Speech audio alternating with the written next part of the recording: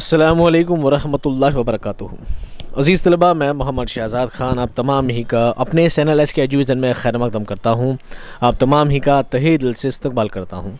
उम्मीद करता हूँ आप तमाम ही खैराफ़ियत से होंगे और खुश खुर्रम ज़िंदगी गुजार रहे होंगे, और इस उम्मीद के साथ भी कि आप परीक्षा की तैयारियों में लगे हुए होंगे। प्यारे बच्चों, एग्ज़ाम के लिहाज से जो सबक आपके लिए इम्पॉर्टेंट है उनमें से एक सबक ये भी है, और सबक नंबर 11 है। सबक का नाम है इस आबाद ख़राबे में। इस आबाद ख़राबे में इसको लिखने वाले हैं अख्तरुल ईमान, इसके मुसन्निफ़ हैं अख्तरुल ईमान।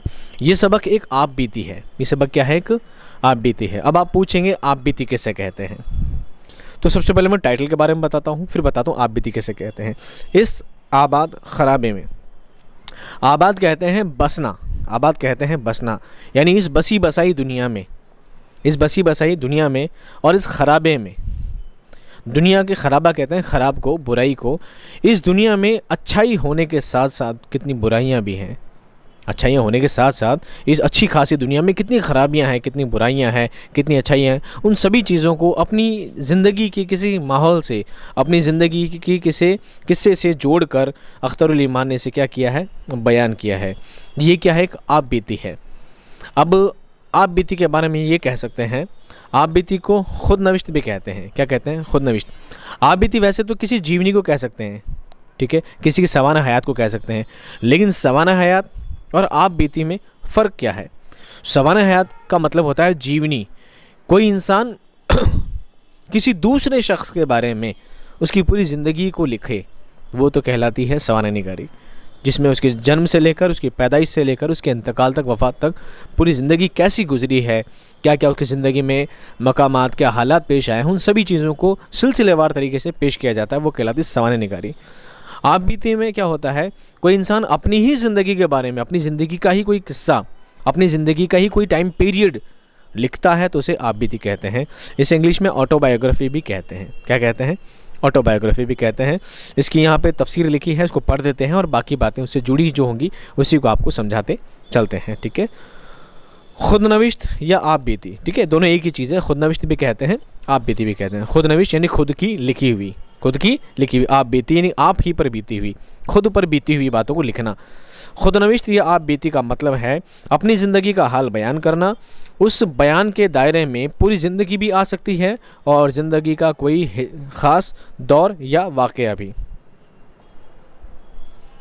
ठीक है। आप बीती में क्या है कि इंसान पूरी ज़िंदगी भी लिख सकता है खुद के बारे में। आप बीती में खासियत यही है कि इंसान खुद के बारे में, अपनी ही ज़िंदगी का कोई किस्सा लिख सकता है या पूरी ज़िंदगी के बारे में ही लिख सकता है कि जैसी उसकी ज़िंदगी गुजरी है, उसने अपनी ज़िंदगी में किन किन माहौल को, किस हालात को, किस मंज़र को उसने किस नज़रिए से देखा है, अपनी ज़िंदगी को किस नज़रिए से देखा है, वो सब बातें सिलसिलेवार अपनी ज़िंदगी के बारे में पेश कर सकता है। कोई ख़ास किस्सा भी आ सकता है और पूरी ज़िंदगी की बातें भी आ सकती है, ठीक है।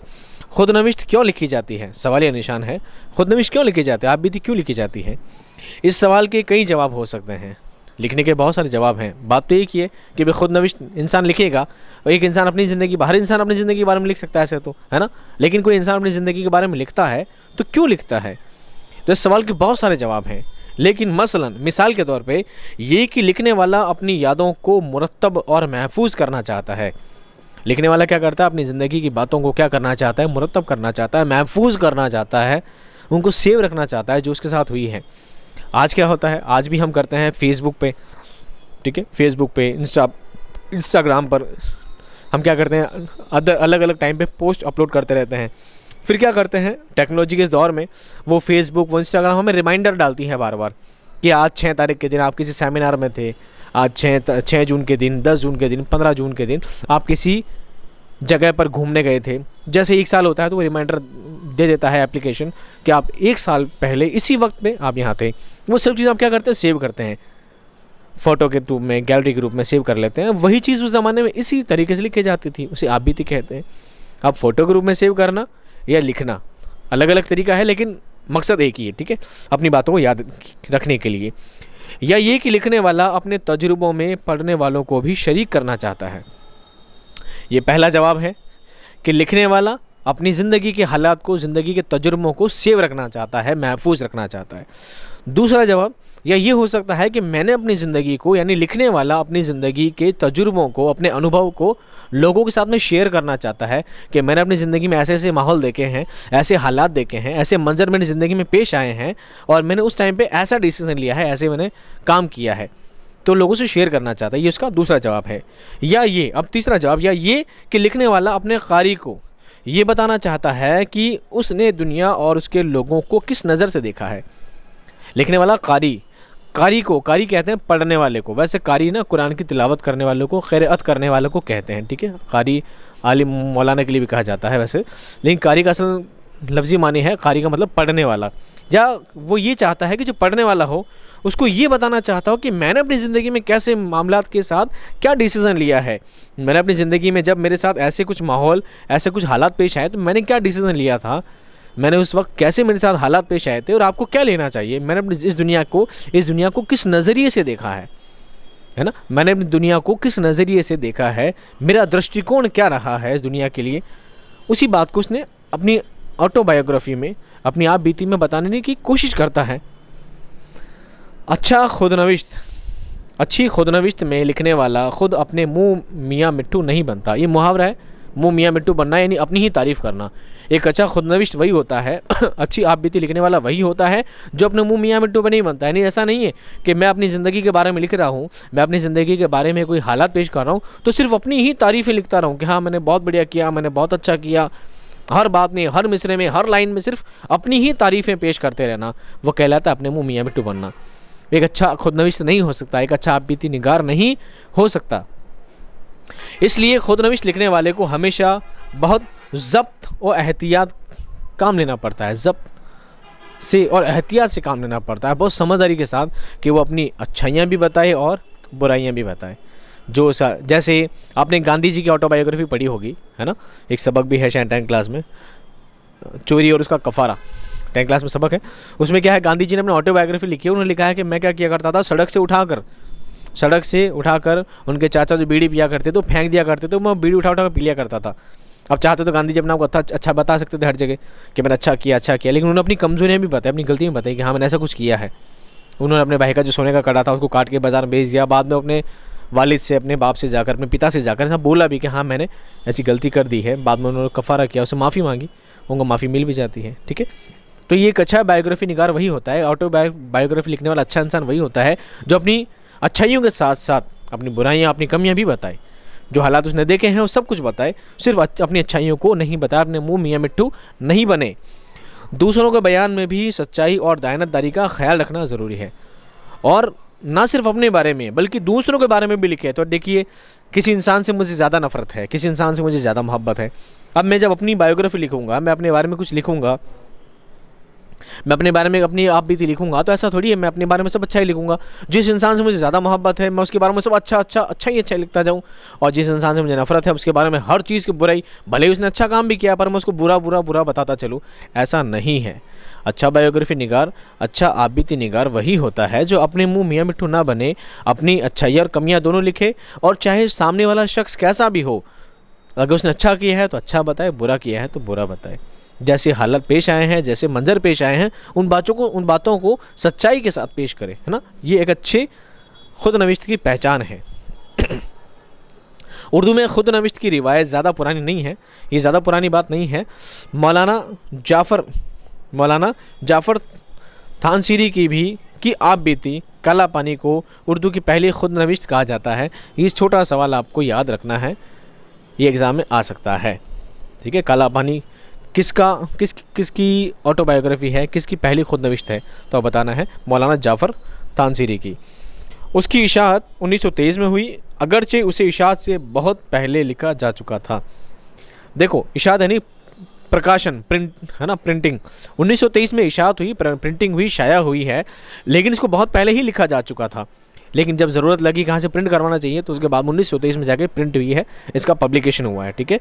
हमारे ज़माने में रशीद अहमद सिद्दीकी की आशिफ्ता बयानी मेरी, सर रज़ा अली की आमालनामा, जोश मली आबादी की यादों की बारात, खुर्रतुल ऐन हैदर का सवाने नावल कारे जहाँ दराज है, कुदरतुल्लाह शहाब की शहाबनामा, खलीक इब्राहिम खलीक की मंजिलें गर्द के मानिंद अख्तरुल ईमान की इस आबाद खराबे में बहुत मशहूर हैं।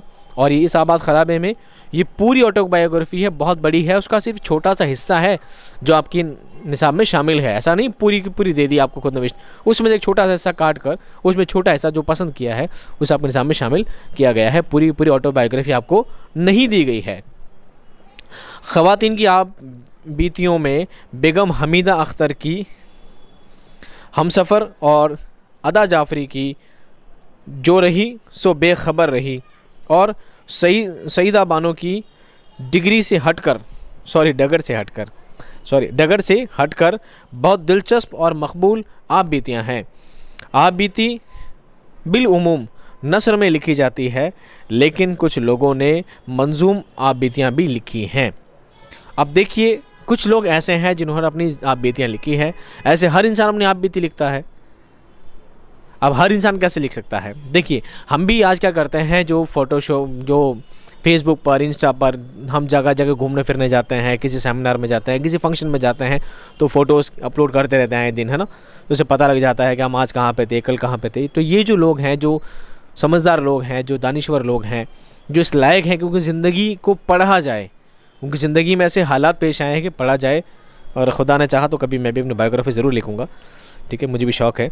और इसमें कुछ लोग ऐसे भी होते हैं जिनको डेली डायरी लिखने की आदत होती है। आपने कुछ फिल्म वगैरह में देखा होगा, कुछ लोगों की आदत होती है अपनी ज़िंदगी में जो भी घटनाएं होती रहती है उनको डेली लिखते रहते हैं। मेरे अब्बा की भी तो एक पुरानी आदत है कि जो भी हालात, जो घटनाएं होती हैं उनको अक्सर लिखा करते हैं कि आज ये हुआ, फ़लाँ की शादी हुई, फ़लाना की मौत हुई, फ़लाना का ये हुआ, सब बातों को लिखते रहते हैं। फिर उन सभी बातों को आखिर में जाकर मर्ज कर लिया जाता है, ठीक है, पूरा जोड़ लिया जाता है और सभी को एक बायोग्राफी बना दी जाती है। तो कुछ लोगों की बायोग्राफी बहुत ज़्यादा फेमस हुई है, बहुत ज़्यादा लोगों ने पसंद किया है, उन लोगों के नाम यहाँ पर दिए गए हैं। और वैसे बायोग्राफी को नस्र की शक्ल में ही लिखा जाता है, पर कुछ लोगों ने मंजूम में भी लिखी है, यानी नज़्म की सूरत में भी इसको लिखा है, शायरी के तौर पर भी लिखा है अपनी पूरी दास्तान को। बहुत बड़ी कमाल की बात है। और सभी मर्द होते हैं, पर कुछ औरतों ने, ख़वातीन ने, यानी कुछ औरतों ने भी अपनी ऑटोबायोग्राफी लिखी है, अपनी खुदनविश्त लिखी है। आज जो हम खुदनविश्त पढ़ने जा रहे हैं इस आबाद खराबे में, इसको लिखने वाले हैं अख्तरुल ईमान, ठीक है, ये इसके मुसन्निफ़ हैं और इन्होंने बहुत बड़ी लिखी है, पूरी लिखी है, लेकिन आपके निसाब में से छोटा सा हिस्सा काट के दिया गया है। आइए पहले हम इनका मुख्तसर तारुफ जानते हैं, उसके बाद हम इस आबाद खराबे में सबक की जानिब चलेंगे। अख्तरुल ईमान 1915 था, 1996 आपकी पैदाइश, आपकी विलादत, आपका जन्म 1915 में हुआ था और आपकी वफ़ात यानी आपका इंतकाल 1996 में हो गया था। अख्तरुल ईमान का असल नाम मोहम्मद अख्तरुल ईमान है। वो नजीबाबाद ज़िला बिजनौर में पैदा हुए, बिजनौर यानी यूपी में।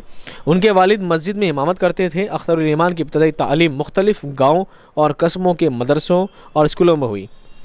देखो, उनके वालिद साहब क्या करते थे? इमामत करते थे। इमामत यानी इमाम थे, मस्जिद में नमाज़ पढ़ाया करते थे। और इमामों का अक्सर ट्रांसफ़र होता रहता है, अलग अलग जगह पर पढ़ाने जाते रहते हैं नमाज के सिलसिले में।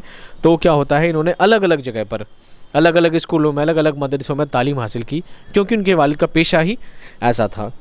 उन्होंने मैट्रिक फ़तेहपुरी मुस्लिम हाई स्कूल दिल्ली से पास किया। BA दिल्ली कॉलेज, मौजूदा ज़ाकिर हुसैन कॉलेज से किया, ठीक है। उन्होंने BA कहाँ से किया? दिल्ली कॉलेज से किया। मौजूदा, आज के टाइम में उसे मौजूदा ज़ाकिर हुसैन कॉलेज के नाम से जाना जाता है, वहाँ से आपने BA किया। अलीगढ़ मुस्लिम यूनिवर्सिटी में MA उर्दू में दाखिला लिया, मगर उसे मुकम्मल ना कर सके। MA करने के लिए दाखिला लिया मुस्लिम यूनिवर्सिटी में, मुस्लिम अलीगढ़ यूनिवर्सिटी में दाखिला लिया, लेकिन उसे कंप्लीट नहीं कर सके। पहला साल मुकम्मल करने के बाद पूना चले गए, जहाँ फ़िल्मों के लिए लिखते रहे। अब उन्होंने क्या किया? पूना चले गए और फिल्मों के लिए लिखने लग गए। क्या लिखे? कुछ दिनों बाद मुंबई गए और पूरी ज़िंदगी वहीं गुजार दी। पहले पूना गए, पूना के बाद मुंबई गए और मुंबई में ही आपने पूरी ज़िंदगी गुजार दी, पूरी ज़िंदगी वहीं पर ख़त्म कर दी। मुंबई के अपने 50 साला क़याम के दौरान उन्होंने बहुत सी फ़िल्मों के मंजरनामे और मुकालमे लिखे। मंजरनामे दृश्य सी, ठीक है, उसके बारे में लिखा। इसको क्या कह सकते हैं आप? कोरियोग्राफी भी लिखी है। और मुकालमा कहते हैं डायलॉग को, बातचीत को, वार्तालाप को। हीरो हीरोइन जो कैरेक्टर्स होते हैं, जो डायलॉग्स बोला करते हैं, उन डायलॉग्स को मुकालमा कहा जाता है। आपने फिल्मों के लिए क्या लिखे हैं? डायलॉग्स लिखे हैं, ठीक है। उनकी लिखी हुई बाज़ फिल्में बहुत मकबूल हुई हैं, मगर एक बुलंद पाया शायर होने के बावजूद उन्होंने फ़िल्मों के लिए गाने कभी नहीं लिखे। देखो, बहुत, चूँकि एक इमामत का पेशा उनके वालिद किया करते थे, है ना, तो बहुत ही आला दर्जे का काम होता है इमामत करना। शरीयत से बहुत ज़्यादा वाकिफ़ थे, मदरसों में पढ़े थे, इस बात का शऊर था, इस बात की समझ थी उन्हों को कि संगीत जो है शरीयत में इसको हराम करार दिया है। संगीत को, गाने को, गाना बजाना शरीयत इसको कबूल नहीं करती है, शरीयत इसको हराम करार देती है। तो उन्होंने फिल्मों के डायलॉग्स तो लिखे हैं, जो कि गलत बात नहीं थी, वार्तालाप लिखना कोई इतना गलत नहीं था, लेकिन इतने अच्छे शायर होने के बावजूद उन्होंने फिल्मों के लिए कभी भी गाने नहीं लिखे हैं। पता है, गाने लिखूंगा तो गाने को कोई ना कोई गाएगा, और जब कोई सुनेगा तो मैं गुनाह का हकदार हो जाऊंगा। अख्तर उल ईमान का शुमार उर्दू के बड़े नज़्म गो शुअरा में होता है। शुमार यानी गिनती, शुमार यानी गिनती। अख्तर उल ईमान की गिनती होती है किन में? बड़े नज़्म को, जो बड़े बड़े नज़्म लिखने वाले थे उन शुअरा में, यानी उन शायरों में इनका शुमार होता है, गिनती होती है। उनके 10 शायरी मजमूए शायर हुए हैं। उनके 10 शायरी मजमूए यानी शायरी मजमूए, शायरी का संग्रह है, शायरियों का संग्रह क्या हुआ है?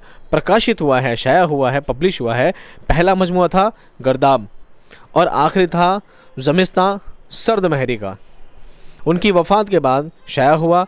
नस्र में उन्होंने अपनी आप बीती इस आबाद ख़राबे में के अलावा चंद अदबी मज़ामिन भी लिखे हैं, और इस तरह उन्होंने बहुत अच्छे शायर होने के बावजूद भी फ़िल्मों के लिए कभी गाने नहीं लिखे हैं। हालांकि उन्होंने फ़िल्मों के डायलॉग्स वगैरह ज़रूर लिखे हैं। आज जो हम सबक पढ़ने जा रहे हैं इस आबाद ख़राबे में, ये उनकी ऑटोबायोग्राफ़ी है, उनकी आप बीती है, जो उनके साथ ज़िंदगी मंजर आया था, जिस तरह की ज़िंदगी उन्होंने गुजारी थी, जिस तरह के हालात उनकी ज़िंदगी में पेश आए थे, उन सभी बातों को उन्होंने इस सबक में बताने की क्या की है, इस अपनी बायोग्राफ़ी में बताने की कोशिश की है।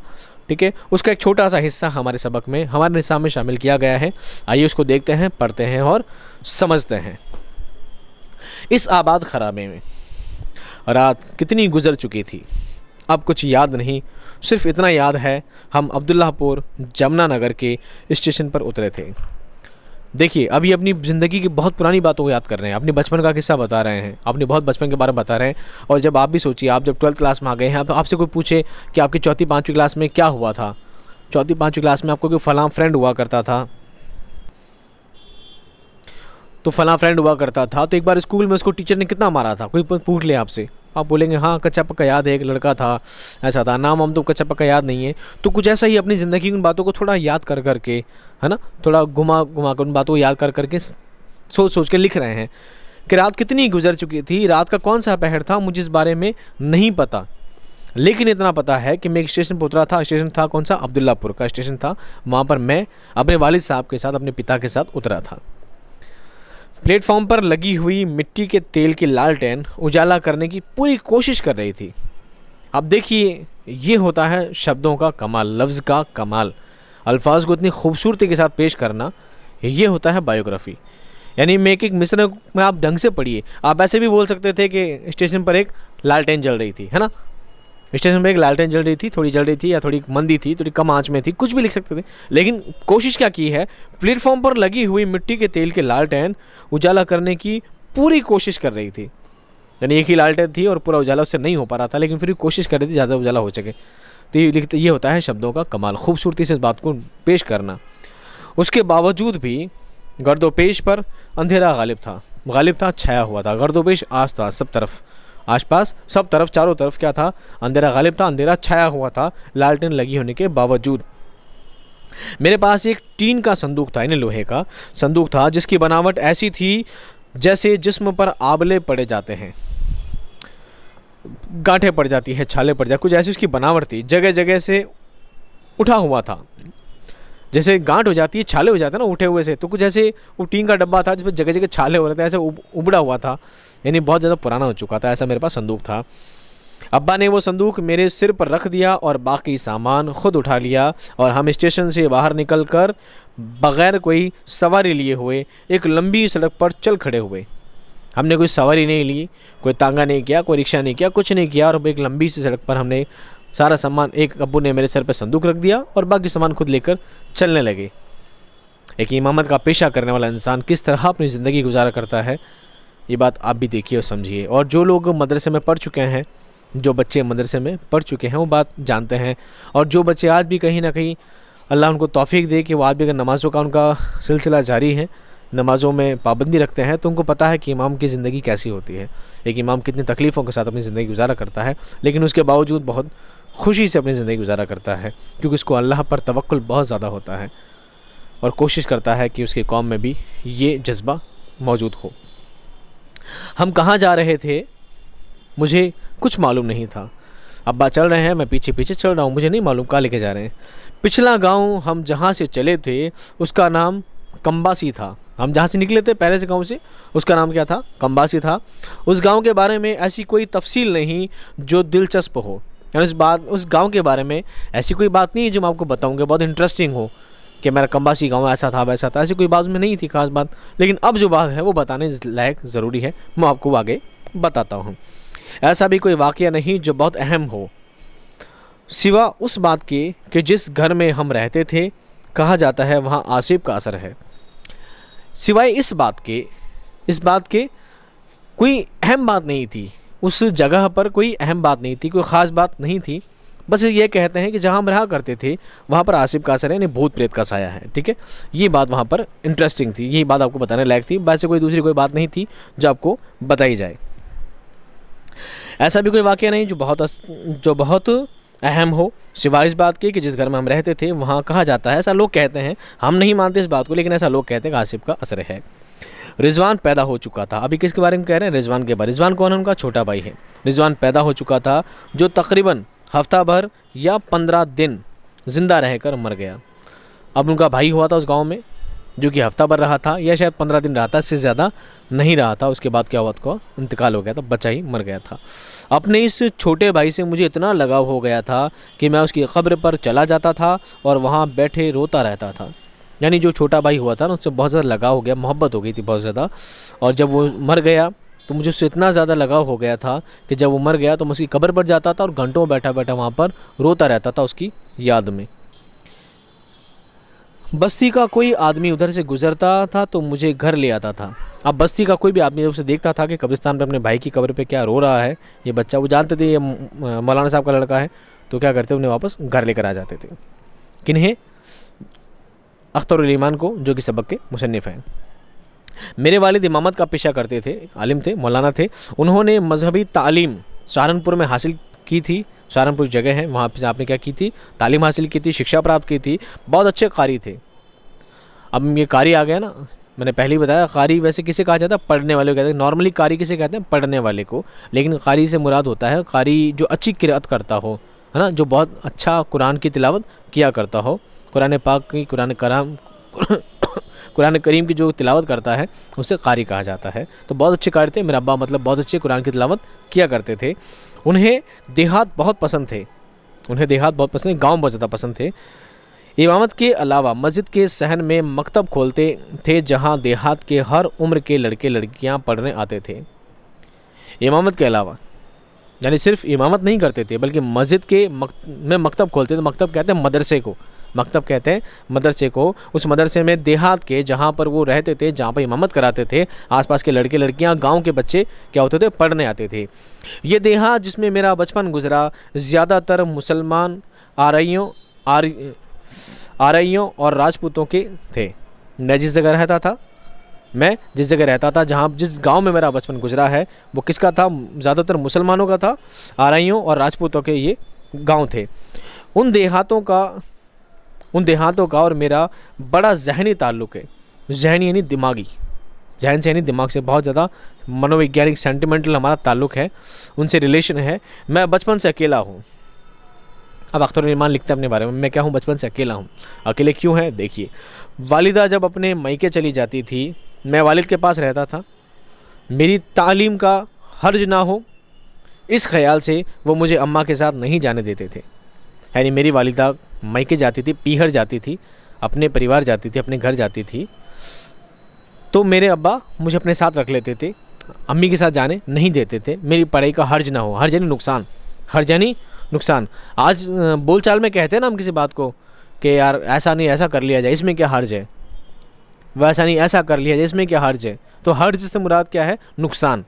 तो मेरी पढ़ाई का हर्ज ना हो, यानी मेरी पढ़ाई का नुकसान ना हो, इसलिए वो अम्मी के साथ मुझे जाने नहीं देते थे, अपने पास ही रख लेते थे।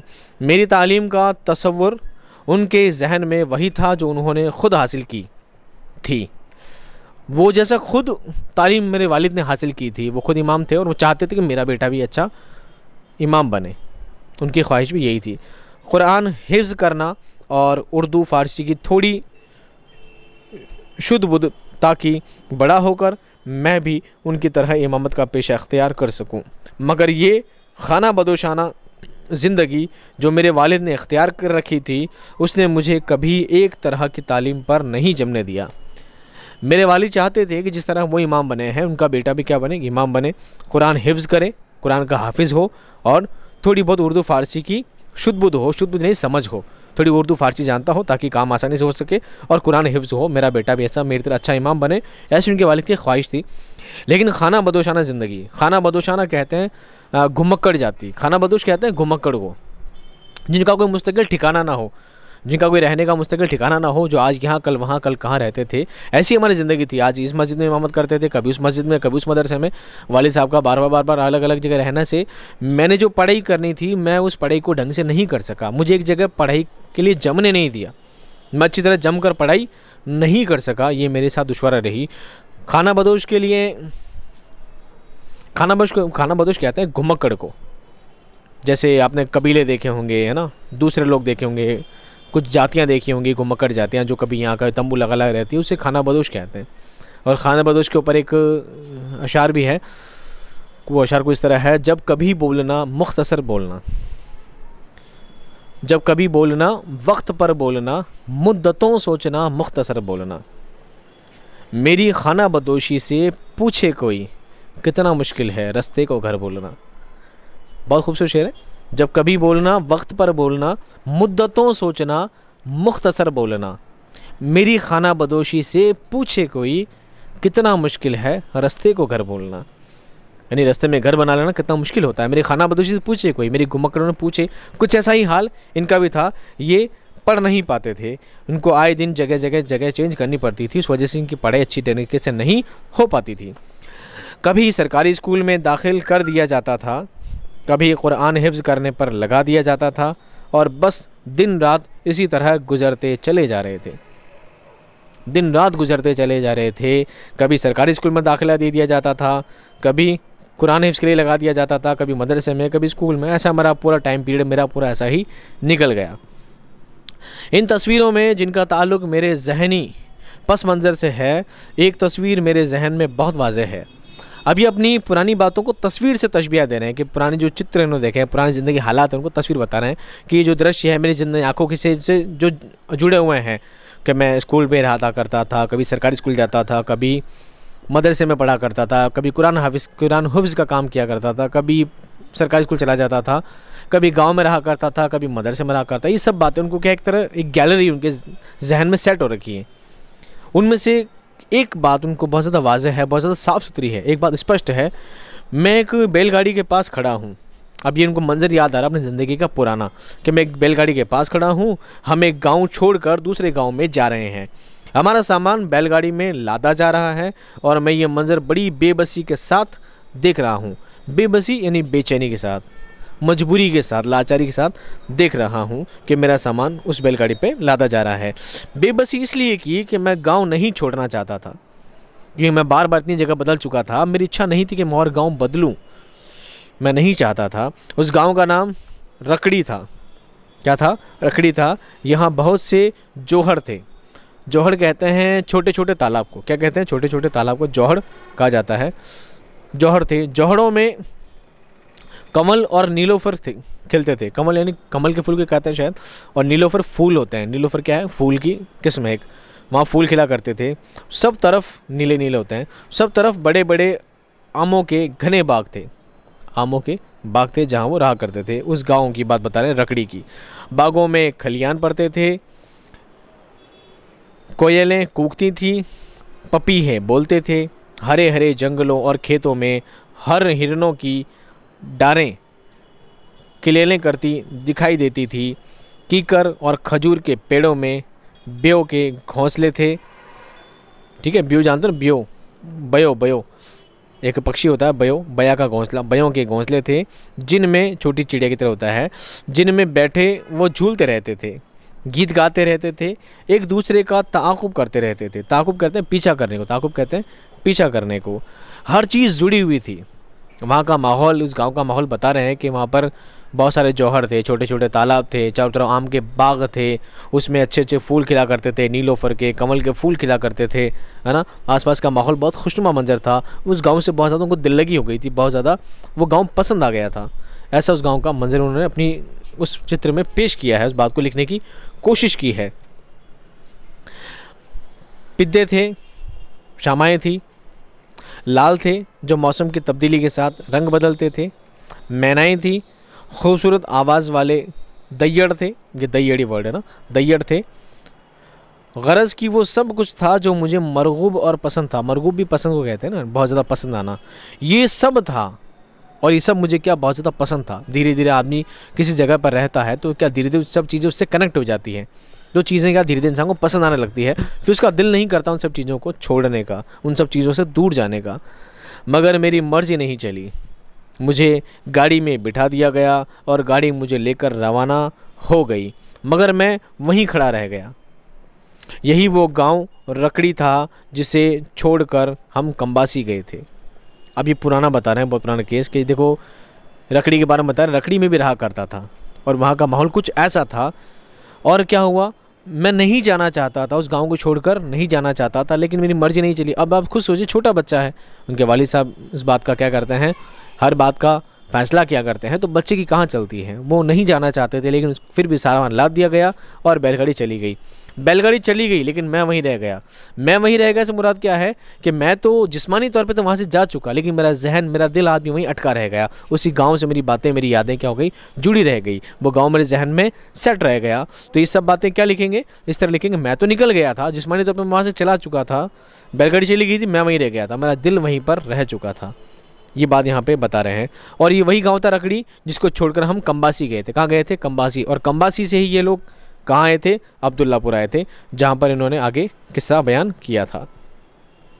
अब्दुल्लापुर जमुनानगर से चलकर हम जगाधरी पहुँचे। ये जगहों के नाम है, ठीक है, यूपी में। जगाधरी पहुँचे। शहर के बाहर सड़क किनारे एक चौकी थी, वहाँ चौकीदार था। अब्बा से जाने क्यों उसकी तकरार हो गई। शहर की जो चौकी थी उस पर क्या हो गया, अब्बा की तकरार हो गई, नहीं झड़प हो गई, झगड़ा हो गया किसी बात पर। अब्बा एकदम बिगड़ गए, यानी गुस्सा हो गए। बिगड़ गए मतलब गुस्सा हो गए। झगड़ा शायद उस पर हुआ था कि वहाँ रात गुजारना चाहते थे। उस झगड़े के बाद उन्होंने वहाँ रात गुजारने का इरादा तर्क कर दिया और दूसरी सिमत जाने वाली एक कच्ची सड़क पर मुड़ गए। यानी क्या था, अब्दुल्लापुर जब वो पहुँचे थे, जगाधरी, अब्दुल्लापुर से चलकर जगाधरी पहुँचे थे, तो शहर के बाद सड़क के किनारे क्या था, एक चौकी थी।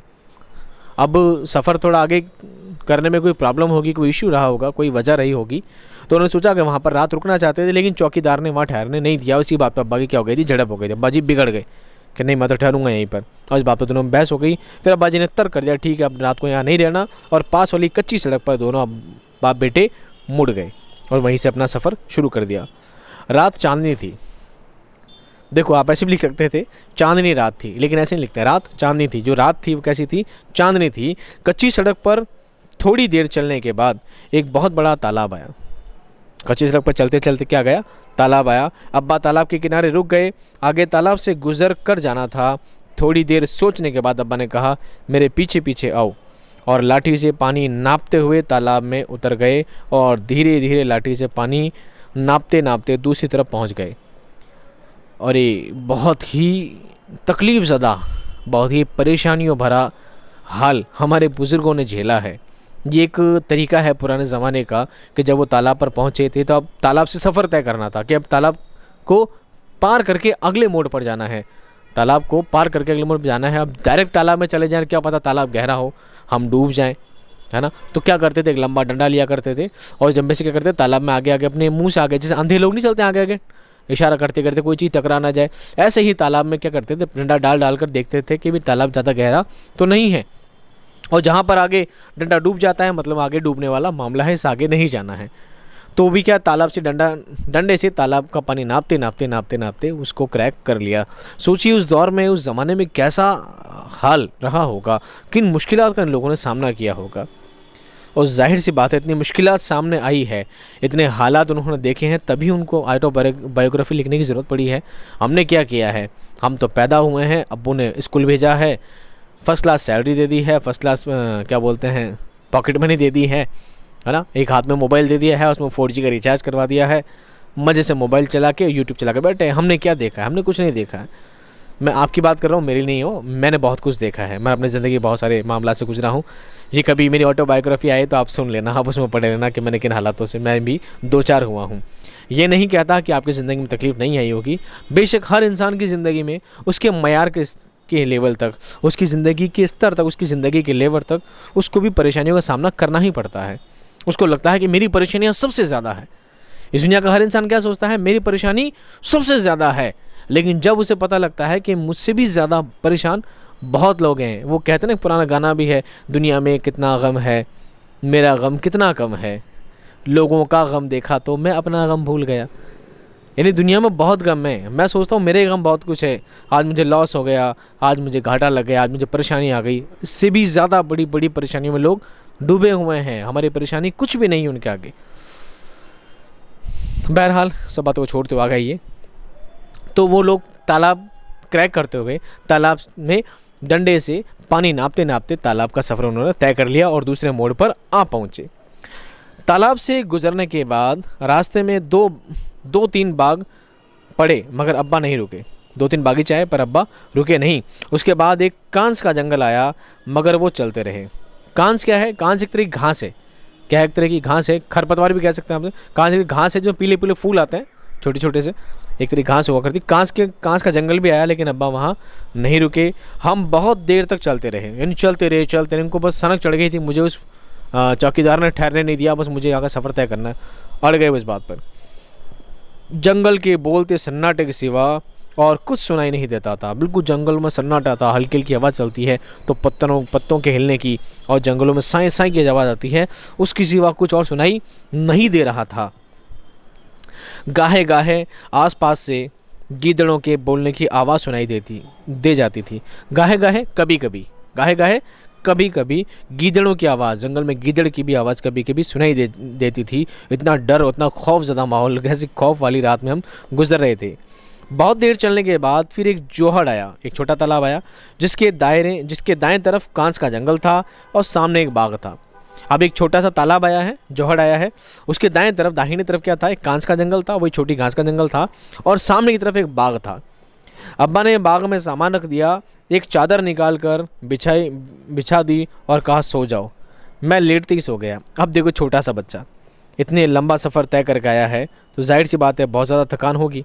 बच्चा था, लेटते ही सो गया, नींद आ गई, थक गया बच्चा बहुत ज़्यादा। जिस तरह एक मर्द काम किया करता है, एक मर्द हिम्मत रखता है, बच्चे में इतना हिम्मत नहीं होती, बच्चा इतना शोर नहीं रखता है, बच्चा कमज़ोर होता है। थोड़ा सफ़र करके थक गया था, उसके पास एक संदूक भी था सर पर लादा हुआ, कितनी ज़्यादा परेशानी थी। ऐसे जंगल में डरता डरता बच्चा जैसी चादर बिछाई वो बाग में सो गया। कौन सो गया? अख्तरुल ईमान। ये जगह जहाँ हमने रात क़याम किया था एक कब्रिस्तान था। अब देखिए फटी इनकी। अब क्या हुआ, जहाँ पर ये ठहरे थे क्या था? एक कब्रिस्तान था। कम्बासी से हम जिस जगह के लिए रवाना हुए थे उसका नाम सग मदरसा था। अब कम्बासी से निकले थे, जिस जगह के लिए निकले थे वो क्या था? एक मदरसा था, उस मदरसा नाम था सग मदरसा। अब्बा ने एक राहगीर से दरियाफ्त किया। राहगीर रास्ते पे चलने वाले लोग राहगीर कहलाते हैं। दरियाफ्त किया यानी पूछा। क्या पूछा? मालूम हुआ सग मदरसा उस जगह से बहुत करीब है, बहुत ही पास में है। वो बाग जहाँ हमने रात क़याम किया था वो सग मदरसे के बीच वही कांस का जंगल जिसका मैंने जिक्र किया है, उसी बाग से थोड़े फासले पर एक गांव था।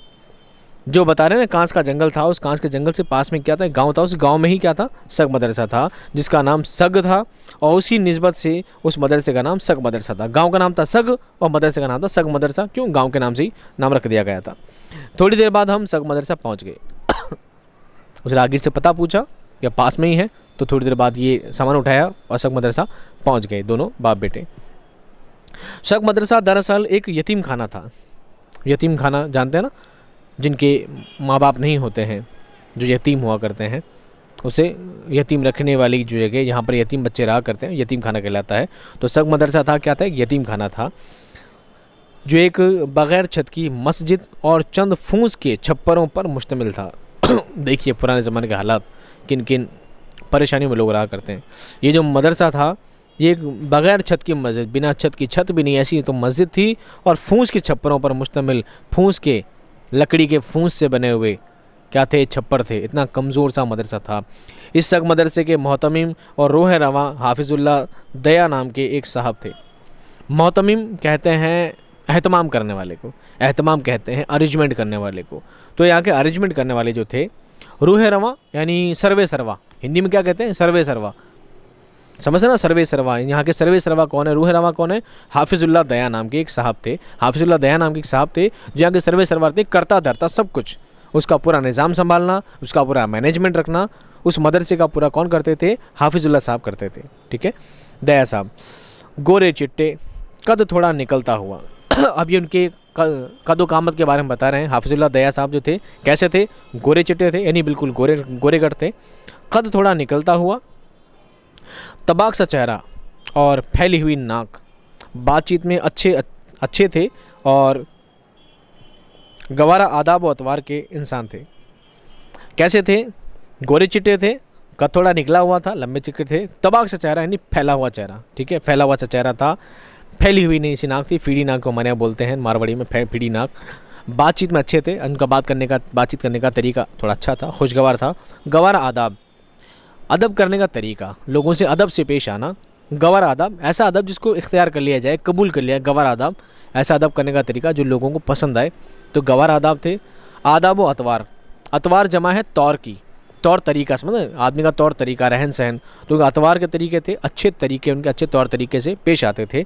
जब हम सग मदरसा में आए, अम्मा अपने मैके चली गई थी। अब्बा यहाँ क्यों आए थे मुझे नहीं मालूम, इसलिए कि यहाँ इमामत का कोई सिलसिला नहीं था। इस मदरसे में 30-35 लड़के थे। यहाँ दीनी तालीम का इंतज़ाम था, जहाँ न सिर्फ उस मदरसे के लड़के पढ़ते बल्कि सग बस्ती के लड़के लड़कियाँ भी आते थे। अब ये सग मदरसा था, ये क्या था, यतीम खाना था। यहाँ पर यतीम बच्चे पढ़ते थे जिनके माँ बाप नहीं थे, ऐसे बच्चे यहाँ पर रहते थे। उनका खान पीन सब काम ये मदरसे की ज़िम्मेदारी में था। मदरसे वाले ही उनकी ज़िम्मेदारी निभाते थे, उनके खाने पीने, रहने सहने सब का इंतज़ाम किया करते थे, उनको पढ़ाते भी थे। और ना सिर्फ मदरसे वाले 30-35 लड़के, बल्कि आसपास गांव के बच्चे भी, सब गांव के बच्चे बच्चियां भी, लड़के लड़कियां भी वहाँ पर पढ़ने आते थे। अबू यहाँ पर क्यों आए थे मुझे नहीं पता था, क्योंकि तालीम का यहाँ पर इमामत का सिस्टम तो मुझे पता नहीं था, इमामत कैसे होगी, छत भी नहीं यहाँ पर तो। ये मदरसा जंगल के बीचों बीच था, जिसके दो तरफ खेत थे। ठीक है, मदरसा जो था क्या था, जंगल के बीचों बीच था, दोनों तरफ क्या थे, खेत थे बड़े बड़े। तीसरी तरफ आमों का बाग था और सग बस्ती, और चौथी जानिब कांस का बहुत बड़ा जंगल, जिसके एक सिरे पर एक बहुत बड़ी झील थी। ठीक है, झील भी थी जिसके पानी में मगरमच्छ तैरते दिखाई देते थे, जो कभी कभी किनारे पर भी आ जाते थे और धूप में लेटे रहते थे।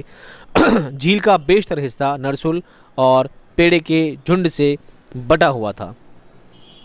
ये पेड़ पौधों का नाम है, ठीक है, बड़े बड़े पेड़ थे और इस तरह का जंगल था, और वहाँ पर झील थी। झील में मगरमच्छ भी नज़र आ जाते थे, और मगरमच्छ क्या करते थे, दिन में किनारे पर आ जाते थे, धूप सेकते थे। ये वहाँ का मंजर था जहाँ पर ये रहते थे, यानी बहुत ही जंगल के बीच में एक सग बस्ती का होना, डरावनी खौफनाक जगह, ऐसा कुछ वहाँ का आलम था जहाँ पर ये पढ़ाई कर रहे थे। यहाँ मुर्गाबी और चूहे का शिकार करने बहुत शिकारी आते थे। मुर्गाबी मुर्गी को ही कहते हैं, जंगली मुर्गी को। ठीक है, ख़ास तौर पर अंग्रेज़ सर्दियों में जब कांस का जंगल फूलता था तो बहुत अच्छा लगता था। मैंने कहा ना, कांस के जो जंगल होते हैं, घास पर ना पीले पीले फूल आते हैं, बहुत खूबसूरत लगते हैं। तो अक्सर लोग यहाँ पर आते थे शिकार करने मुर्गाबी का।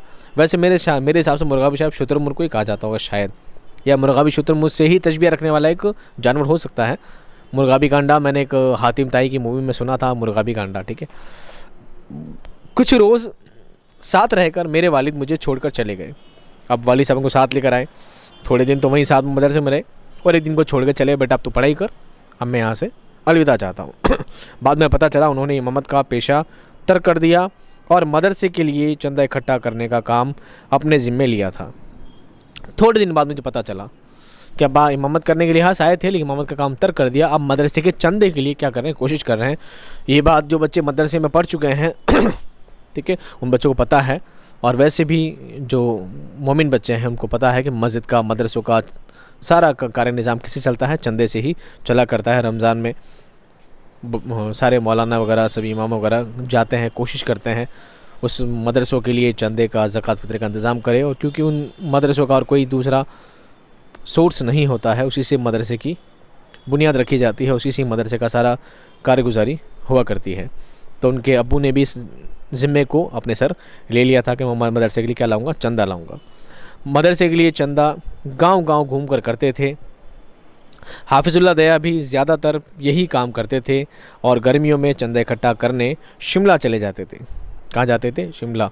वैसे रमज़ानों में जाते हैं, पर वो अलग अलग टाइम में भी जाते रहते हैं। मदरसे का जिस तरह ज़रूरत पड़ती है उस तरह लोग चंदे लेने के लिए आते जाते रहते हैं। यहाँ फिर कुरान हिफ्ज़ करने का सिलसिला शुरू हो गया था।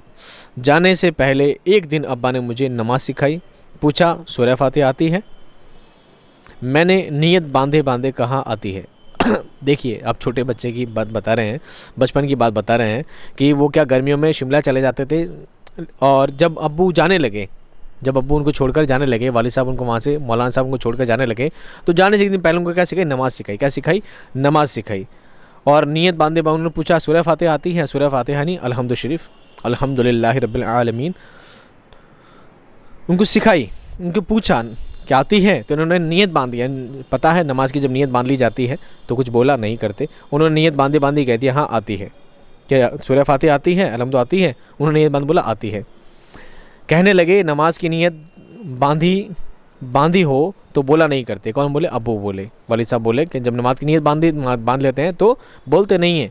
मैंने नीयत बांधे बांधे कहा, अच्छा। छोटा बच्चा है ना, तो क्या कहते हैं? नीयत बांधे, उन्होंने बोला नीयत बांधते तो कुछ बोलते नहीं हैं। आई या नहीं आई नीयत बांधते वक्त नहीं बोला करते, नमाज की नीयत में बोला नहीं करते। इन्होंने फिर बोल दिया नमाज की नीयत बांधे बांधे, हाँ अच्छा नहीं बोलूँगा। ये बात भी बांधे बांधे बोल दिया। सग मदरसा चंदे के रुपयों पर कम चल रहा था, अल्लाह की मर्ज़ी और तवक्कुल पर ज़्यादा। सग मदरसा था बहुत ज़्यादा गरीब, बहुत ज़्यादा गुर्बत वाली स्थिति में था, बहुत ज़्यादा परेशान हालत में ये मदरसा चल रहा था, और ये पैसों पर कम चल रहा था, अल्लाह की मर्ज़ी पर और तवक्कुल पर। तवक्कुल करते हैं भरोसे को, तवक्कुल करते हैं भरोसे को। अल्लाह के भरोसे चल रहा था, अल्लाह पर भरोसा भाई। तो मदरसा अल्लाह के भरोसे ही चल रहा था। कैसे चल रहा था? पैसा टका कुछ नहीं था, कुछ भी नहीं था, बस अल्लाह की मर्ज़ी थी कि मदरसा चलना था। और बेशक इस दुनिया का, इस कायनात का हर निज़ाम अल्लाह की मर्ज़ी से ही चला करता है। अल्लाह के भरोसे पे मदरसा चल रहा था। यहाँ खाना कम और खाने का इंतज़ार ज़्यादा रहता था। खाना कम रहा करता था, खाने का इंतज़ार ज़्यादा रहा करता था। कई वक्त खाना नसीब नहीं हुआ करता था। ऐसे यहाँ पर हालात रहते थे। रातों को अफजाइश रिज़्क़ के लिए चिल्ला कशी और कुरान ख़वानी होती, यानी रिज़्क़ की कसरत के लिए, रिज़्क़ की फरावानी के लिए, रिज़्क़ मुहैया होने के लिए, उन सभी को 2 वक्त की रोटी नसीब हो जाने के लिए क्या होती थी? रातों को अफजाइश रिज़्क़ की बढ़ोतरी के लिए चिल्ला कशी होती थी, ठीक है। और कुरान ख़वानी का इंतज़ाम किया जाता था। कुरान ख़वानी यानी बार बार कुरान की तिलावतें की जाती थी, अल्लाह रब्बुल इज़्ज़त से दुआएं की जाती थी। जब कई दिन तक आसपास के गांव से कोई दावत या और कुछ खाने को नहीं आता था तो लड़कों को मुँह अंधेरे उठा दिया जाता था। मुँह अंधेरे यानी सुबह सुबह बहुत जल्दी उठा दिया जाता था। उन्हें कुछ कंकरियाँ दे दी जाती थी जिन पर वो कुरान की सूरह कई बार पढ़कर दम किया करते थे। कौन सी सूरत थी नहीं जानते, उस वक्त मुझे याद नहीं, इस वक्त मुझे याद नहीं। सर्दियों की रातों में उठना मुसीबत मालूम होता था, मगर खैर दरवेश बरजाने दरवेश। अब ये फरमा रहे हैं कि हालात बहुत ज़्यादा नाजुक थे, पैसे की बहुत किल्लत थी, अल्लाह के भरोसे ही वो मदरसा चल रहा था, अल्लाह ताला पर तवक्कुल की उम्मीद से ही वो चल रहा था कि अल्लाह ताला कोई ना कोई असबाब पैदा करेगा। कुरान ख़वानी किया करती, कुरान ख़वानियाँ होती रहती थी। कुरान ख़वानी से मतलब कुरान पढ़ने को कहते कुरान ख़वानी, ठीक है। और कई दिन हो जाते थे जब आसपास की गाँव से उनके लिए कोई दावत नहीं आती थी, कुछ खाते पीते नहीं थे, तो क्या करते? लड़कों को सुबह जल्दी उठाते थे और उनको कंकरियाँ देते, कुछ कंकर चुग के देते थे। उन पर क्या करते थे? कोई सूरतें होती थी लगातार पढ़ते थे। एक तो होती सूरत, एक होती सूरत। अब ये जो सीन से सूरत है, तो ये सूरत का मतलब क्या होता है? ये कुरान की सूरत। कुरान में जो 114 सूरतें हैं उनके बारे में सूरत कहा जाता है। एक होता है स्वाद से सूरत, सूरत यानी शक्ल, कि तेरी सूरत बहुत खूबसूरत है, तेरी सूरत बहुत बदसूरत है ना, वो सूरत होता है स्वाद से। तो वो सूरत का मतलब होता है क्या? शक्ल। ये सूरत का मतलब है कुरान की सूरह जिसे कहा जाता है। तो कौन सी सूरत पढ़ते थे नहीं पढ़ता, लेकिन कई बार उस अंकरी पर पढ़ते रहते हैं। आज भी मैंने देखा है कुछ मस्जिदों में खजूर की गुठलियों पर कई बार सूरतें पड़ी जाती हैं, इस्तग़फ़ार पढ़े जाते हैं। तो उस ज़माने में उनको कंकरियाँ चुन के दे दी जाती थी, उस पर कई बार वो सूरतें पढ़ा करते थे। कौन सी सूरत थी नहीं पता। सर्दियों का मौसम होता था और उठने में बहुत ही ज़्यादा मुसीबत, बहुत ज़्यादा दिक्कत होती थी, और आज भी होती है बेशक। आज तो आपको रज़ाई गद्दे मिल जाते हैं, लेकिन सोचो उस वक्त में हालात क्या होंगे। लेकिन आगे लिखते हैं, मुसीबत मालूम होता था मगर कहर दरवेश बरजान दरवेश। अब ये एक फ़ारसी का जुमला है, फ़ारसी की कहावत है, फ़ारसी ज़बान की एक कहावत है कि कहर दरवेश बरजान दरवेश, गरीब का गुस्सा खुद पर ही गुस्सा करके रह जाते। लेकिन इसका हल क्या है? कहर जाने दरवेश बरजान दरवेश गरीब का गुस्सा खुद पर ही। कई बार होता है इंसान खुद का गुस्सा घूंट पी कर रह जाता है ना। कुछ दिन बाद अब्बा वापस आ गए, अब डैडी वापस आ गए हैं। अब देखिए क्या होता है, अम्मा भी आ गई, ठीक है, अम्मा भी आ गई, पापा भी आ गए, वालिद साहब भी आ गए। एक रात अम्मा सोते सोते एकदम हड़बड़ा कर उठी। उन्हें अपने सीने पर कुछ रेंगता हुआ महसूस हुआ। उन्होंने झटक दिया। अब्बा ने जल्दी से लालटेन जलाई, देखा एक छोटा सा सांप है।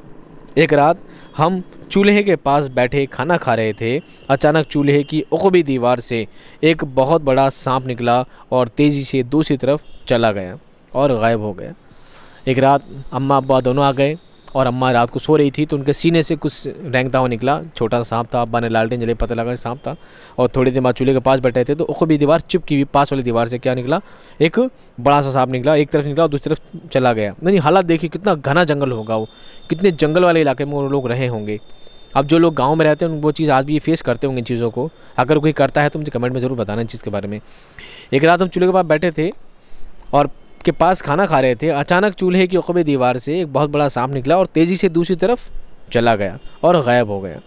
उसके अलावा और भी कुछ यादें हैं, और भी कुछ बातें हैं जो मुझे याद है, जिनमें दो अहम ये हैं, एक लाली का सिर और दूसरे बरसात के कीड़े। सांप निकला, बहुत ज़ोरदार बात थी। खाना खाते वक्त निकल गया, बहुत ज़ोरदार बात थी। अम्मा के ऊपर से रेंगते निकल गया, बहुत ज़ोरदार बात थी। ये सब बातें मुझे क्या कर रही है, रह कर याद आती है कि मैंने अपनी ज़िंदगी में क्या क्या दिन देखे हैं। और इन सब के अलावा दो बातें और हैं जो मुझे बहुत ज़्यादा याद आती है, एक तो लाली का सिर और दूसरा बरसात के कीड़े। अब ये दोनों क्या चीज़ हैं, इन दोनों के आगे एक्सप्रेशन देखिए। लाली एक बच्ची है जिसका सिर कट के आ जाता है। चलो आगे पढ़ के बताता हूँ पूरी बात। शक मदरसे में दो बहन भाई पढ़ते थे। लड़के का नाम मेरे जहन में नहीं है, लड़की का नाम लाली था।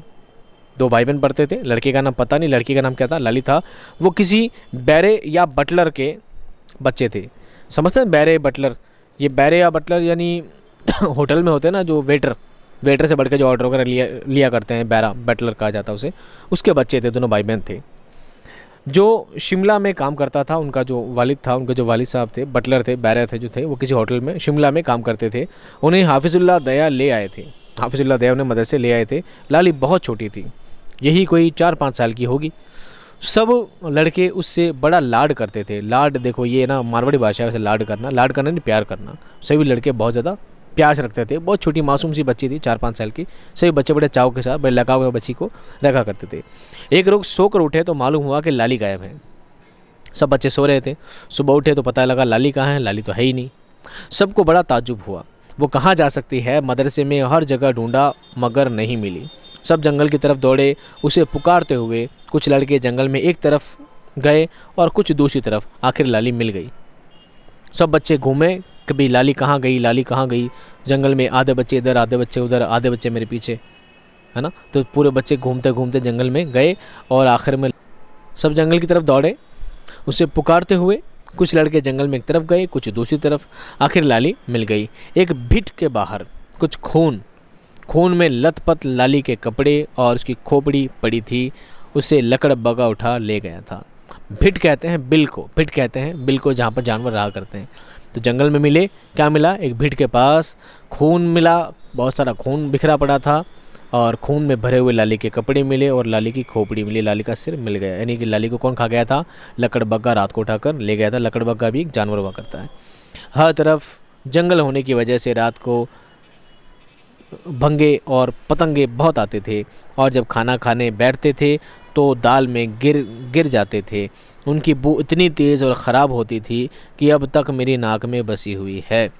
अभी क्या कह रहे हैं, बिल्कुल जंगल था सब तरफ। तो जब बारिश होती थी या रात होती थी तो पतंगे वगैरह जो भंगे पतंगे होते हैं ना, बिल्कुल बारिश के टाइम में आते हैं फटफटाट, एक बड़े बड़े मच्छर जैसे, क्या कहते हैं यार, हमारे हेलीकॉप्टर बोलते हैं उसे, ठीक है, मारवाड़ी में, राजस्थान में। तो एक छोटे भंगे पतंगे होते हैं, कीड़े जैसे होते हैं, वो उड़ते उड़ते क्या दाल में गिर जाते थे, और उनकी सड़न, उनकी बदबू इतनी ज़्यादा, उनकी बदबू इतनी ज़्यादा थी कि वो दाल में गिर जाते तो खाना ही नहीं पाता था, इतनी ज़्यादा बदबू आके गिर जाते। क्या करें, जंगल का माहौल है, उस जंगल का हालात ही कुछ ऐसे हैं ना। तो जंगल में आके जब वो रहते थे तो जंगल में सब्जी में, दाल में वो गिर जाते थे, उनकी बदबू इतनी ज़्यादा कि आज तक मेरे नाक में बसी हुई है।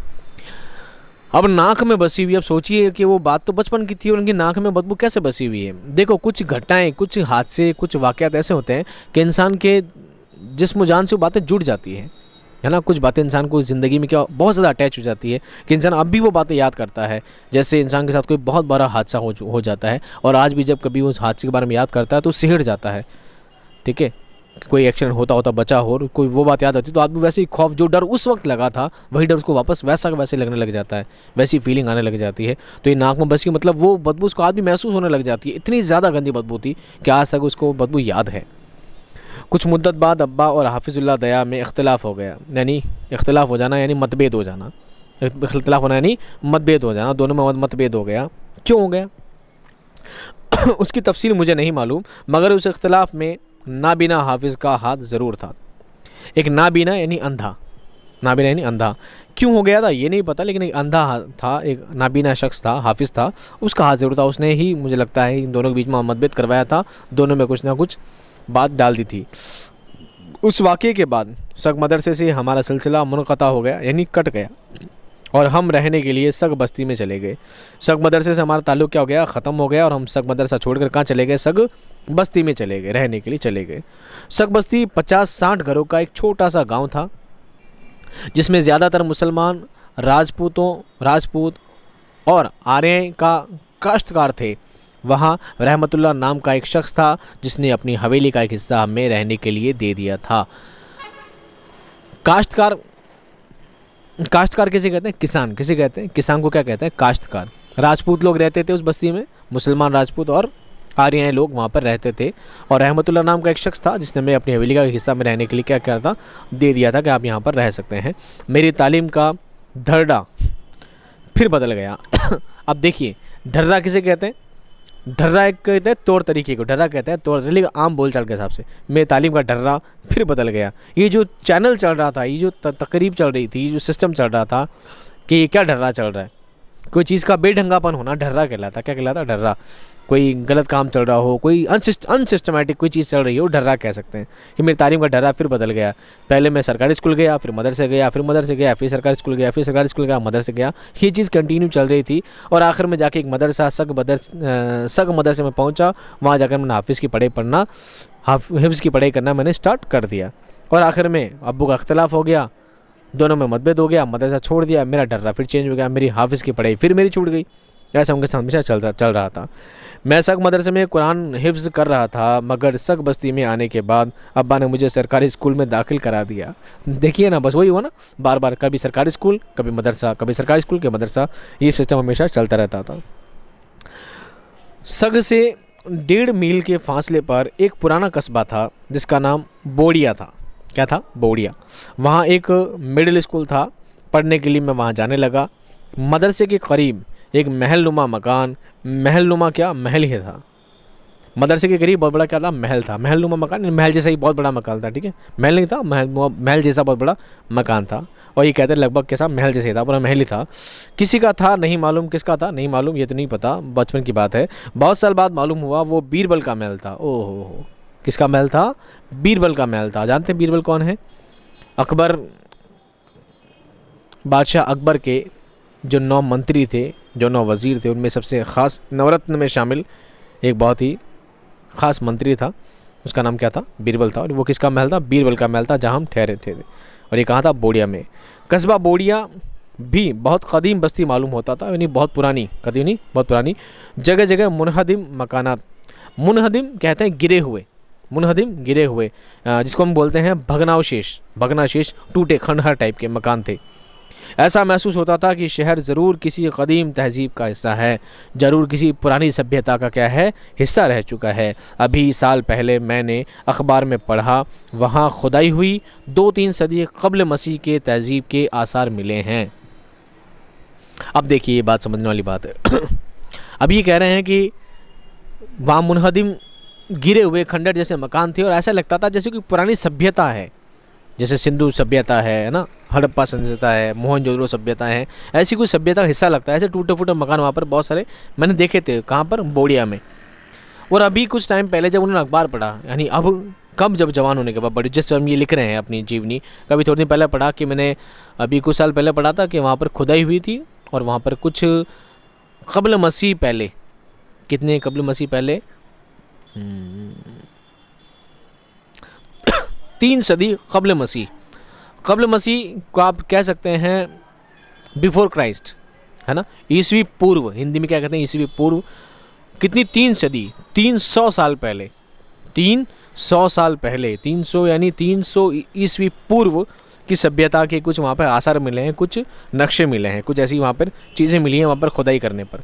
ये बात मैंने अभी भी कुछ टाइम पहले, कुछ साल पहले पढ़ी थी अखबार में। सग बस्ती से निकलते ही दाएं बाएं आमों के बाग थे और बीच में कांस का जंगल था। बोड़िया का रास्ता उसी जंगल से होकर गुजरता था। ये उसी कांस के जंगल का सिलसिला था जो सग मदरसे के इर्द गिर्द फैला हुआ था, यानी चारों तरफ फैला हुआ था। मार्कंड नदी उसी जंगल को छूती हुई गुजरती थी। पानी सिर्फ बरसात के दिनों में होता था, बाकी वहाँ पर सूखी नदी रहती थी। बाकी दिनों में मार्कंड सूखा पड़ा रहता था। चिलचिलाती धूप और यखबस्ता सर्दियों में जब मैं उस नदी की रेत पर से नंगे पांव गुजरता था तो मेरे आंसू निकल आते थे। यहाँ पर एक लफ्ज़ है यखबस्ता, ये कहते हैं बहुत ज़्यादा ठंडा, बहुत ज़्यादा ठंडा। सर्दियों में जब मैं उस नदी की रेत पर नंगे पांव निकलता था तो मेरे आंसू निकल जाते थे। क्यों? इतनी ज़्यादा ठंडी शिद्दत। अरे कोई आपका हाथ में बर्फ़ थमा दे, हाँ कुछ लोगों में ऐसा गट्स होते हैं, मुझे सबको नहीं कहता, लेकिन कुछ लोग हाथ बर्फ़ थमा दे और बोले से पकड़ के रख, 2 सेकंड, 4 सेकंड, 10 सेकंड, 15 सेकंड तक बंदा पकड़ लेगा। उसके बाद क्या होगा? हाथ में बहुत ज़्यादा दर्द होने लगेगा, उसकी ठंड से क्या होगा? उसकी हालत ख़राब हो जाएगी। तो कहते हैं इतनी ज़्यादा ठंड मुझे पैरों में लगती थी कि मेरे आंसू निकल जाते थे, इतनी ज़्यादा मैंने तकलीफ़ें महसूस की है। तलवों को धूप इतना नहीं जलाती थी जितना सर्दी जलाती थी। सही बात है, जितना ज़्यादा धूप में भी इंसान के पैर नहीं जलते, उससे ज़्यादा ठंडे में बहुत ज़्यादा जलते थे। आपने देखा होगा धूप में तो हम आप देखिए किसी छत पर देखा होगा, कभी छत पर बहुत ज़्यादा तेज़ धूप होती है और छत पे कोई चीज़ अचानक लानी होती है तो हम भागते भागते जाते हैं, उछलते उछलते जाते हैं, तो एक पाँव या एक पाँव वहाँ उछलते जाते हैं, फट से वो चीज़ ली उठाई और आगे। लेकिन कड़ाके की ठंड में अगर हमें कोई बोले कि नंगे पाँव किसी संगमरमर के पत्थर पर, मार्बल के पत्थर पर खड़े हो जाओ ठंडी में जाकर, क्या खड़े हो पाओगे? नहीं, हालत ख़राब हो जाएगी, है ना। बिल्कुल पाँव ऐसा भेला कर लेंगे, पाँव को मोड़ लेंगे, हम खड़े ही नहीं रह पाएंगे। कुछ ऐसी हालत इनकी हो जाती थी और इनके आंसू निकल जाते थे। यानी इतने तो गर्मी, इतना धूप मेरे पाँव नहीं जलाती थी जितना ज़्यादा ये सर्दी की रातें, ये सर्दी का माहौल मेरे पाँव तड़पा दिया करता था। ये यखमस्ता, बहुत ज़्यादा ठंड, शिद्दत से ठंडा जो माहौल था, जमा हुआ था, मुझे क्या करता, तड़पा दिया करता था। मुझे अक्सर ऐसा एहसास होता था जैसे इस बस्ती में कई जन्म गुजारे थे। मुझे अब भी ऐसा लगता है, अब भी इतना बड़ा हो चुका हूँ और अब भी मुझे ऐसा लगता है कि जैसे इस बस्ती में मैंने कई साल गुजारे हैं, कई लंबे टाइम इस बस्ती में रहा हूँ, लेकिन नहीं रहा था, थोड़ी टाइम रहा था, लेकिन ऐसा लगता है कि बहुत सदियाँ मैंने, बहुत लंबे टाइम वहाँ पर मैंने गुजारा अपनी ज़िंदगी के। कितना उतार चढ़ाव देखा और भगता जैसे हफ्तख्वां तय किया हो। अब कितना उतार चढ़ाव मैंने उस जगह पर देखा था, हफ्तख्वां तय किया हो। हफ्तख्वां कहते हैं 7 दिन को, हफ्तख्वां कहते हैं 7 दिन को। अब यहाँ हफ्तख्वां से एक मुराद है बहुत मुश्किल दौर तय करना, बहुत मुश्किल सफ़र मैंने वहाँ पर तय किया अपनी ज़िंदगी का। अख्तरुल ईमान अपनी ज़िंदगी का एक किस्सा पूरा लिखते हैं, पूरी बायोग्राफी लिखते हैं, ऑटोबायोग्राफी पूरी लिखते हैं और आखिर में जाकर ये बात क्या कर देते हैं, लिखते हुए बताते हैं कि मैंने अपनी ज़िंदगी में कुछ ऐसे हालात भी देखे हैं, कभी इस बस्ती में, कभी उस बस्ती में, ऐसी मेरी तफरीह वाली ज़िंदगी मेरी गुजरी है, कभी ढंग से पढ़ाई नहीं हो पाई, उसके बावजूद भी आप इतने अच्छे मकाम पर आप पहुँचे हैं। ये उनकी मेहनत का ही सिला है, नतीजा है। ये सब बातें अगर पूरी आप जीवनी पढ़ोगे, पूरी बायोग्राफी पढ़ोगे, तब आपको ये सब बातें पता लगेगी। ठीक है, उम्मीद करता हूँ ये सबक आपके समझ में आया होगा। सबक से रिलेटेड अगर कोई सवाल, कोई क्यूरी रह जाती है तो आप कमेंट बॉक्स में मुझसे हमेशा की तरह पूछ सकते हैं। अगर सबक पसंद आया तो प्लीज़ लाइक करें, अपने दोस्तों में शेयर ज़रूर करें। शेयर की बहुत ज़्यादा कमी रहती है, आप लोग खुद पढ़ लेते हैं, अपने दोस्तों में शेयर नहीं करते, फिर मेरा भी हौसला नहीं होता कि मैं और ज़्यादा आपके लिए मेहनत करूँ। आप मेरे हौसले को बनाए रखें, मेरे भरोसे को कायम रखें। मैं आपके लिए हमेशा ऐसे ही अच्छे से अच्छे कंटेंट वाले वीडियोज़ लाता रहूँगा जो आपके इम्तिहान में बहुत ज़्यादा आपके लिए मुफीद साबित होंगे। मिलता हूँ आपसे नेक्स्ट वीडियो में, तब तक खुश रहिए, आबाद रहिए, खुदा हाफिज़।